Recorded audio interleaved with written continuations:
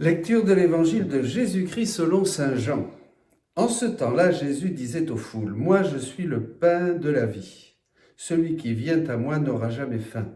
Celui qui croit en moi n'aura jamais soif. Mais je vous l'ai déjà dit. Vous avez vu, et pourtant vous ne croyez pas. Tous ceux que me donne le Père viendront jusqu'à moi, et celui qui vient à moi, je ne vais pas le jeter dehors. Car je suis descendu du ciel pour faire non pas ma volonté, mais la volonté de celui qui m'a envoyé. Or, telle est la volonté de celui qui m'a envoyé, que je ne perde aucun de ceux qu'il m'a donnés, mais que je le ressuscite au dernier jour. Telle est la volonté de mon Père, que celui qui voit le Fils et croit en lui ait la vie éternelle. Et moi, je le ressusciterai au dernier jour. Acclamons la parole de Dieu. Bénissons le Seigneur. Un enseignement très important, mes amis. Très, très important. Pour apprendre à vivre dans la divine volonté, aller de l'avant, ne pas avoir peur. Quelque chose de merveilleux pour chacun d'entre nous. Déjà, quand on va à Jésus, quand on vit dans la divine volonté, la faim et la soif de Dieu diminuent. Celui qui vient à moi n'aura jamais faim, celui qui croit en moi n'aura jamais soif. On est comme déjà rassasié. C'est une expérience, on s'en rend compte avec le temps. On a commencé dans la divine volonté, on fait nos actes, on fait nos rondes, on fait nos prières petitement et on se sent vraiment rassasié. Il y a comme un chemin de plénitude, quelque chose qui s'installe dans notre cœur et qui change par rapport à ce que nous avons connu avant. Vous voyez ? Et le Père, donc, nous donne cette divine volonté, puisque c'est sa volonté, nous donne cette divine volonté. Jésus vient nous l'enseigner à travers le livre du ciel. Et Jésus, comme chemin, nous révèle Dieu. Jésus se révèle. Le livre du ciel, c'est le dévoilement, voyez, c'est le dévoilement de Jésus.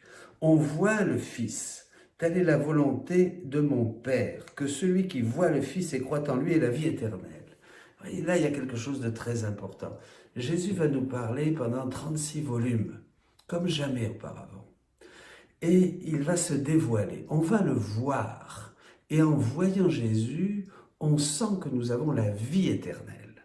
La vie éternelle, c'est qu'ils te connaissent, toi, Père, et celui que tu as envoyé, Jésus-Christ. Donc c'est ça que nous allons voir avec deux textes très importants du livre du ciel.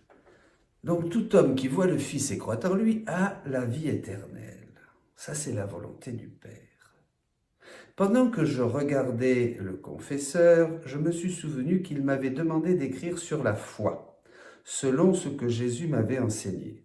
Je songeais à cela quand soudain le Seigneur m'attira si fortement vers lui que j'ai senti que je quittais mon corps pour me joindre à lui dans la voûte des cieux.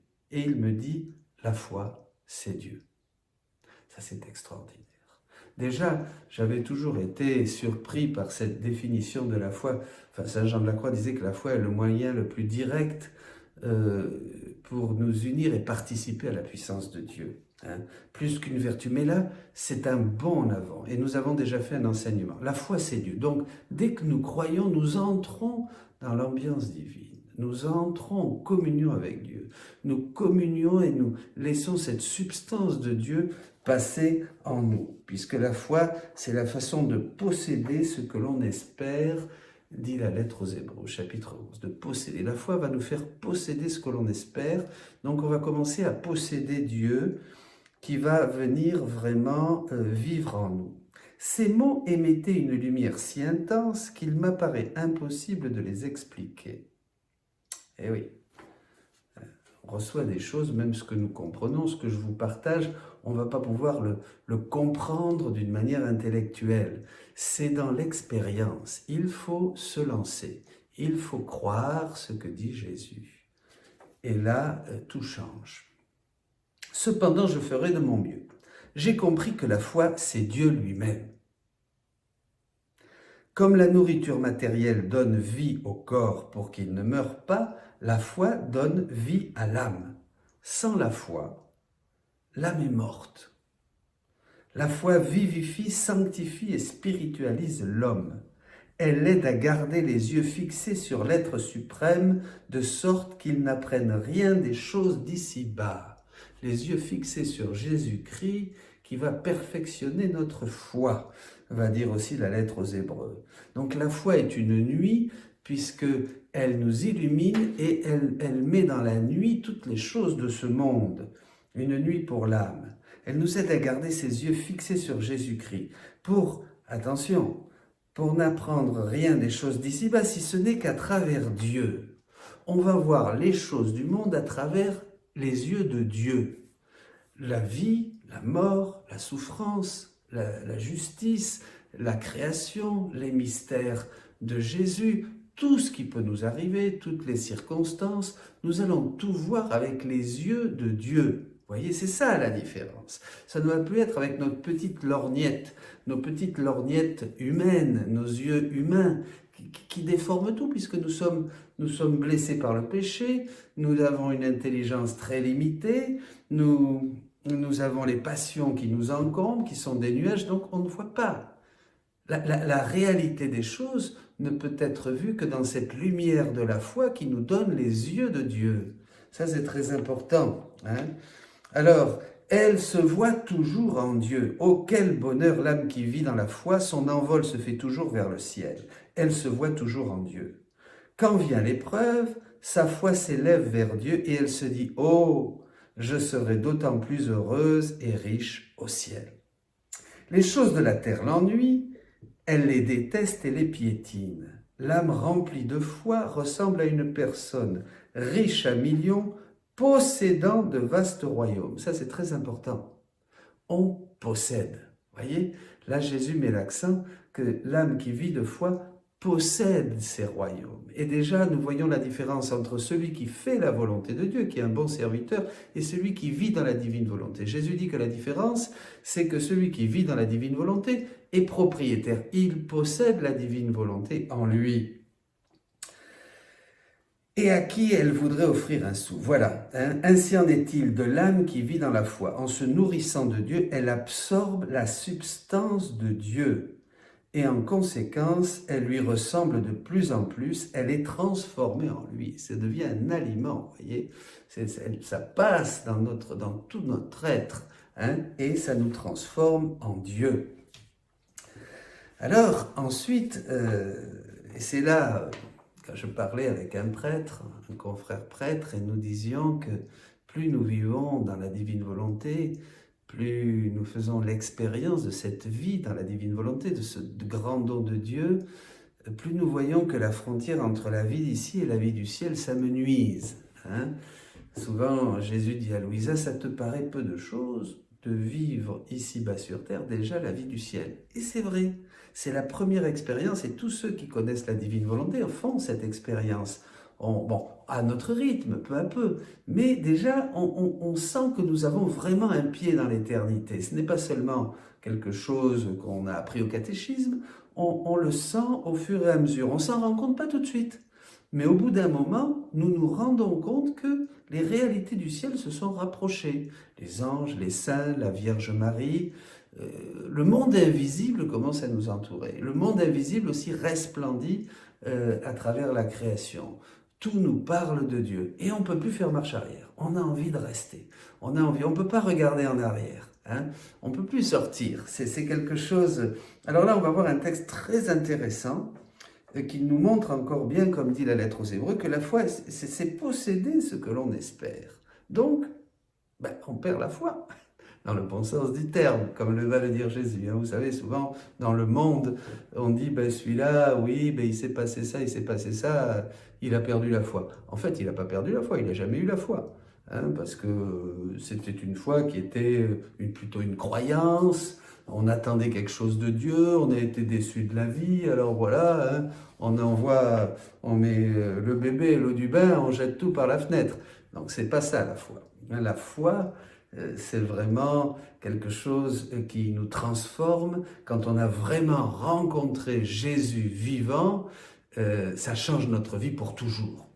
Bon, je crois qu'on peut toujours abandonner Jésus, mais je crois que ça doit être très dur, hein, parce que dans sa miséricorde, il va toujours chercher la brebis égarée et il ne nous laisse jamais tranquilles. Alors, je priais comme si j'étais en compagnie de notre Seigneur. Et avec ces intentions, je récitais le Je crois en Dieu, sans vraiment penser à ce que je disais. Mon intention étant d'obtenir la même foi que Jésus afin de réparer l'incrédulité d'un si grand nombre et d'obtenir le don de la foi pour tous. Vous voyez, Louisa, on a une petite indication sur ce qu'est la prière dans la divine volonté. Elle voulait obtenir la foi de Jésus pour la diffuser partout. Voilà, elle voulait obtenir la foi de Jésus pour réparer l'incrédulité d'un grand nombre et pouvoir offrir cette foi au Père. Donc elle était plongée dans cette prière quand Jésus lui apparut dans son intérieur et lui dit « Ma fille, tu te trompes, je n'avais ni la foi ni l'espérance parce que j'étais Dieu. Je n'avais que l'amour. » Quand j'ai entendu le mot amour, j'étais tellement attiré par l'idée d'aimer uniquement que, sans me soucier, j'ajoutais une autre sottise. Mon Seigneur, j'aimerais être comme toi, tout amour et rien d'autre. Que c'est beau. Alors Jésus poursuivit. C'est là où je veux attirer votre attention. Cela est exactement mon but pour toi. C'est pour cette raison que je te parle, et il nous parle à tous, fréquemment de soumission totale. En vivant dans ma volonté, l'âme acquiert l'amour le plus parfait. Et Dieu est amour. Hier, nous avons vu que l'amour nous unit à Dieu. Elle réussit à m'aimer avec son propre amour, elle devient tout amour. Elle est en contact continuel avec moi. En moi, avec moi et par moi, elle fait tout ce que je veux. Elle ne désire rien d'autre que ma volonté, dans laquelle se trouve l'amour total de l'Éternel, et où elle se trouve aussi. Ainsi l'âme perd presque la foi et l'espérance, car en vivant dans ma volonté, elle n'a plus besoin de la foi, puisqu'elle est comme immergée en Dieu. Elle possède ce qu'elle espérait. Voyez, elle possède ce qu'elle espérait. Elle n'a plus besoin de l'espérance, puisqu'elle a déjà atteint la fin de cette vertu. La possession de la divine volonté est pour l'âme le sceau de sa prédestination pour le ciel et de la possession assurée de Dieu. Ça, c'est extraordinaire, évidemment. Ça va faire discuter certains. Mais la vie dans la divine volonté est une expérience qui nous donne Dieu lui-même, la substance, la foi nous introduit dans cette ambiance divine où le ciel s'infuse en nous et nous sentons que notre vie change. Nous sentons que la frontière est beaucoup plus ténue entre la vie sur terre et la vie du ciel. On commence quoi? On commence la vie du ciel sur la terre comme au ciel. C'est ça, c'est le Notre Père qui s'accomplit, voyez, et c'est une expérience que pour rien nous ne voudrions perdre. C'est la plus belle expérience de la vie. Jésus se dévoile, on voit le Fils, telle est la volonté du Père, on voit le Fils, on croit en lui, on croit les paroles de Jésus à Louisa, on croit tout ce qui est dans la Bible, on croit tout ce qui est dans le Nouveau Testament, et on croit tout ce qui est dit dans le livre du ciel. On croit que Jésus nous parle, et il se dévoile complètement à nous. Durant ces 36 volumes du livre du ciel, Jésus se dévoile à Louisa et à chacun de nous, et on le connaît. Et comme on le connaît, on a déjà la vie éternelle.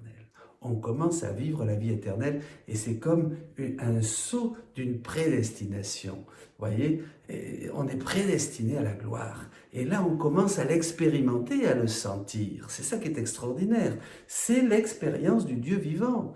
Dans la vie, nous sommes appelés à faire l'expérience de Dieu, l'expérience du Dieu vivant, l'expérience de celui qui nous a créés à son image et à sa ressemblance et qui met tout en œuvre, puisque c'est le projet initial de la création, il met tout en œuvre pour se donner, pour tout nous donner et pour nous faire revenir à lui. Voilà mes amis, celui qui croit possède la vie éternelle. Eh bien, ce beau message est pour tous. N'ayez pas peur, allez de l'avant, faites connaître la divine volonté de plus en plus. Partout, des frères et des sœurs découvrent ce don que Dieu fait en ces temps tellement chaotiques, là où le péché abonde. la grâce surabonde, le Seigneur miséricordieux est en train de nous confondre et de nous subjuguer par son amour pour que nous arrivions à ses pieds, au pied de son trône et que nous nous jetions dans ses bras. Le Seigneur est bon, allons de l'avant, Christ est ressuscité, Alléluia.